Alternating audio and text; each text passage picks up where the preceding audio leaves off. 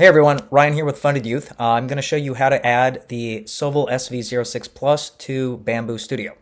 So go ahead, load up Bambu Studio if you haven't already done that. Click on Create New Printer and then go ahead and find the printer brand. In this case, we're going to do the Sovol brand and then the SV06 Plus. If you try to search it, sometimes it just closes it out, whatever that is. For the printable space, set it at 300 by 300 and then the Z height at 340. Click OK. Then for the vendor, we're going to actually have to select the Prusa environment. They don't give us Sovol, and then the MKS. And for this example, I'm going to be just using the PLA template and the process template. Click on Create.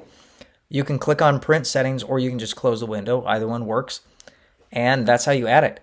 Now, for the sample, I am actually going to configure the modern desktop clock, which is created by Abtractia Design in Makerworld.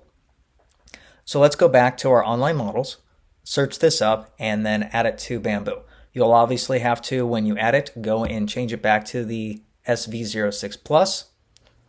But let's go ahead and let's do that anyways. One thing I will let you know is in this process, when you add the printer, do not change the G code. Leave it at the configuration that Bambu Studio sets it at.